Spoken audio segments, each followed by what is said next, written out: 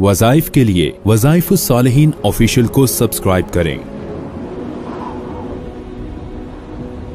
वज़ाइफुस्सालिहीन official.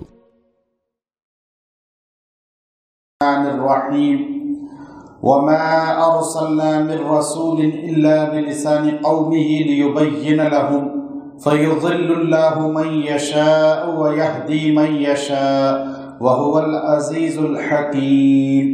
सदक़ल्लाहुल अज़ीम।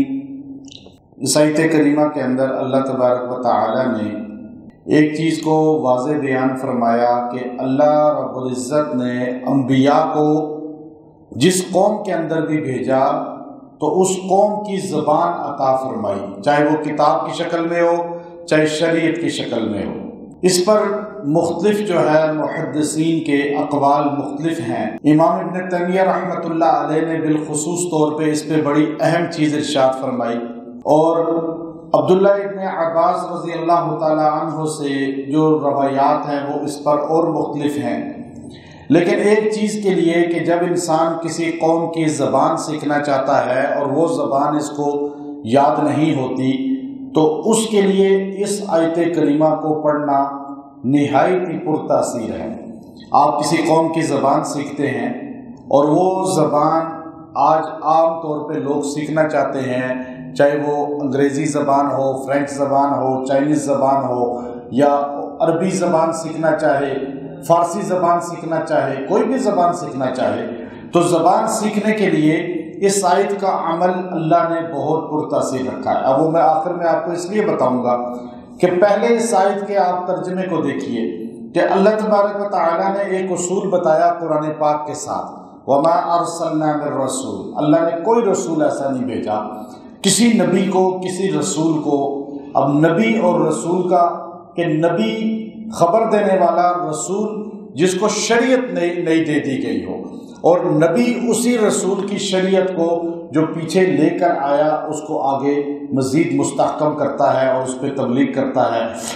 अब अल्लाह रब्बुल इज़्ज़त ने फरमाया वमा अरसलना मिर रसूल, और नहीं भेजा हमने कोई भी रसूल इल्ला बिलिसान, मगर उसको जो लिसान दी, जो ज़बान दी, कौमिही, उसकी कौम की ज़बान थी, लियुबय्यिन लहुम, ताकि वो उनको बयान कर सके, वाज़े कर सके, उनको खोल के बता सके उनकी अहकामात, शरीयत, दीगर चीज़ें। अब यहाँ पर के एक चीज़ सवाल पैदा होता है, क्या मूसा अलैहिस्सलाम को जो ज़बान मिली वो अरबी थी या उस कौम की ज़बान कोई और थी? ईसा अलैहिस्सलाम को जो ज़बान मिली, हज़रत दाऊद अलैहिस्सलाम को जो ज़बान मिली, इस पर मुख्तलिफ आरा है। लेकिन इब्न अब्बास रज़ी अल्लाह ताला अन्हो का मुस्तहकम जो एक रवायत है कि उसमें आपने वाज़े फरमाया कि अल्लाह ने तमाम नबियों को अरबी ज़बान दी। हज़रत मूसा अलैहिस्सलाम पे तौरात अरबी में उतरी, इंजील अरबी में उतरी, ज़बूर अरबी में उतरी,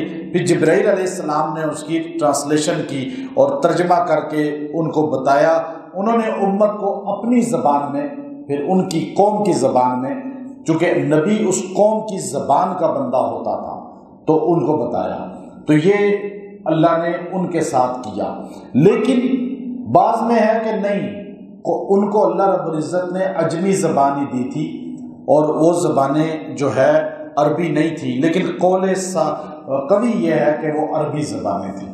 आप सल्लल्लाहु अलैहि वसल्लम ने फरमाया अहिब्बुल अरब लिथलासिन लिअन्निल अरब, और मैं खुद अरबी हूँ, तुम जो है अरबी से, अरब लोगों से 3 वजह से मोहब्बत करो, वल कुरान अरबियुन, और व कलाम अहलिल जन्ना अरबियुन, कि जन्नत की ज़बान भी अरबी है, मेरी ज़बान भी अरबी है, 3 वजह से अरबी ज़बान से मोहब्बत करो। अरबी ज़बान को अल्लाह रब्बुल इज़्ज़त ने मकबूलियत आमा अता फरमाई है कि ये ज़बान देखिए, दुनिया में अरबी बोलने वाले को अजमी गूंगे को कहते हैं। अरबी ज़बान जज़ीरा अरब में थी, लेकिन अरब ज़बान चूँकि इसको अल्लाह ने इंटरनेशनल ज़बान बना दिया। एक तो इंसान कहता है इंटरनेशनल ज़बान है कोई, लेकिन एक अल्लाह ने इंटरनेशनल ज़बान बनाया, जिसकी वजह से वो लोग बद्दू जो थे, जिन पर कोई हुकूमत नहीं करता था, अब उन पर जो है, उनको जब इंटरनेशनल ज़बान मिली تو وہ ایسی زبان ان کو ملی کہ انہوں نے جا کے قدم رکھے مصر کے اندر، وہ عجمی تھا عربی بن گیا. انہوں نے عراق کے اندر قدم رکھے، وہ عجمی تھا عربی بن گیا. شام میں گئے، وہ عرب بن گئے. جہاں جہاں وہ جاتے رہے وہ ملک، آج افریقہ کے ملک جو ہے وہ بھی تیونس، مراکش، الجزائر، وہ عربی بولتے ہیں. چونکہ صحابہ گئے اور انہوں نے وہاں ان لوگوں کے ساتھ بات چیت کی، چونکہ نبی انٹرنیشنل، زبان انٹرنیشنل، کلام اللہ انٹرنیشنل، تو اب وہ ہو گئے. آپ نے فرمایا 3 وجہوں سے عربوں کو برا نہ کہو.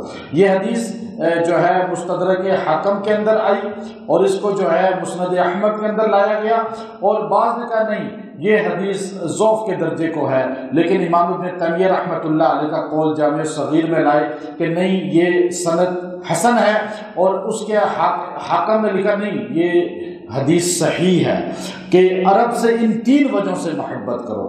چونکہ عرب کو اللہ نے کمال یہ دیا ہے کہ آپ دیکھیے کہ عرب جب قدم رکھتے گئے انہوں نے دین کو پہنچایا، لیکن پھر عربی زبان جس نے سیکھی اس کو عزت مل گئی. عجم نے سیکھی، عرب نے تو لسان تھے، اہل کتاب اہل لسان تھے، لیکن عجمیوں کے پاس وہ گئے تو عجم لوگوں نے جب عربی کو سیکھا تو عجم لوگ عرب سے بھی آگے نکل گئے. آج دنیا میں سیاہ ستہ کی کتب ہیں، بخاری، مسلم، ترمذی، ابن ماجہ، یہ ساری عجمیوں نے لکھی ہیں. جو عجم لوگ تھے جمع انہوں نے کی ہیں، لیکن ایک بھی عرب نہیں تھا، پیدائشی عرب نہیں تھا، عربی جانتا تھا. اب وہ سارے فارسی تھے اور بخارا سمرقند میں رہنے والے تھے. پھر جتنی بڑی محاورات پر ہوں یا لغات پر ہوں یا گرامر پہ، صرف نحو کو آپ دیکھیے، وہ جتنی دنیا میں کتابیں لکھی گئی وہ عجمیوں نے لکھی، عرب نے تقریباً نہیں لکھی ہے کوئی بھی کتاب. اور پھر دنیا میں جتنی زیادہ کتب لکھی گئی ہیں وہ قرآن پاک کی تفاسیر ہوں یا حدیث کی شرح ہو، وہ ساری لکھنے والے عجم ہیں، بڑی تعداد میں 70-80% عجم ہیں. تو یہ اللہ رب العزت جو عربی زبان کے قریب ہوتا ہے اللہ اس کو قرآن پاک کھول دیتے ہیں، اس پر حدیث کھول دیتے ہیں، تصوف کھول دیتے ہیں، فقہ کھول دیتے ہیں، تو اللہ اس کو مزید آگے بڑھاتے ہیں. یہ اللہ نے فرمایا کہ نبی اہل زبان ہوتا تھا. تبلیغ کرنے کے لیے اس زبان کو سیکھنا اس قوم کی ضرورت ہے. آپ یورپ کو تبلیغ کرنا چاہتے ہیں تو یورپ زبان کو سیکھیں. اب جو ہے آپ چائنیز کو تبلیغ کرنا چاہتے ہیں، چائنیز زبان سیکھیں. آج دنیا کے اندر جو ہے 4200 مذاہب ہیں، 4200 مذاہب ہیں. اب 4200 مذاہب کو آپ نے تبلیغ کرنی ہے، لیکن آپ ایک زبان خالی جانتے ہیں، تو اب وہ ساری زبانیں صحابہ نے اس طرح سے تبلیغ کی اور ایسے پہنچایا. یہ ام اللسان ہے عربی زبان. تو نبی کو اللہ نے اس لیے بھیجا. یہاں ایک جملے میں اس بات کو اللہ نے بیان فرمایا کہ آگے فرمایا کہ جو اس کی وجہ ہے فیوزل، اچھا لوگ انہوں نے تبلیغ کرے، آپ سمجھائیں، کسی کو بیان کریں یا صحابہ نے بیان کیا تو پھر بھی سارے مسلمان نہیں ہوئے. فیضل اللہ من یشاء ویہدی من یشاء. وجہ یہ ہے ہدایت بھی اللہ دیتا ہے جس کو چاہے، گمراہ بھی اللہ کرتا ہے. جس کے مقدر میں ہدایت ہی نہیں ہے تو جتنی مرضی تبلیغ کرے نہیں ہدایت پہ آئے گا.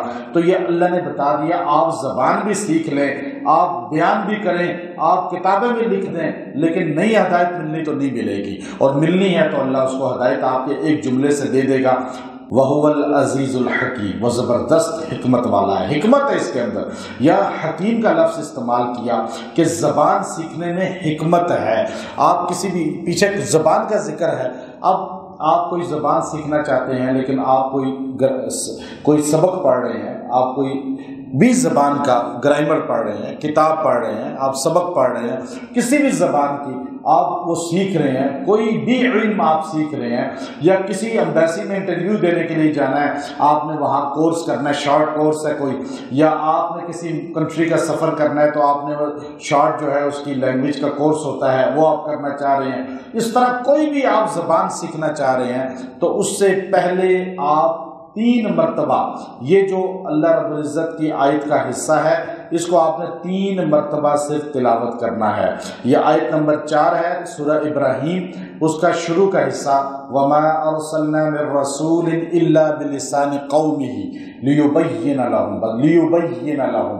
اب اس کا معنی ذہن میں رکھ کے اللہ نے کوئی رسول نہیں بھیجا مگر اس قوم میں سے بھیجا تاکہ وہ ان کو تبلیغ کر سکے، بیان کر سکے، سمجھا سکے.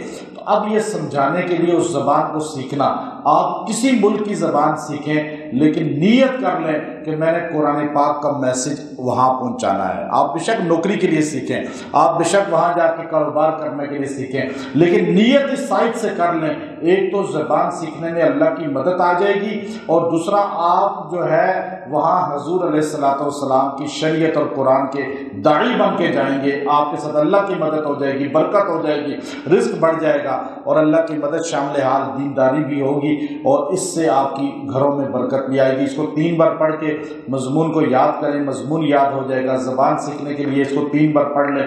یہ الفاظ بڑے جامع ہیں، نبی کی بعثت کا مقصد بھی اللہ نے بتا دیا، اور زبان سیکھنے کا مقصد بھی دنیا میں بتا دیا۔ کوئی زبان سیکھنا ممنوع نہیں ہے، کوئی جو ہے سیکھنا ممنوع ہرگز نہیں ہے، لیکن نیت یہ کر لیں۔ وآخر دعوانا الحمد للہ رب العالمین۔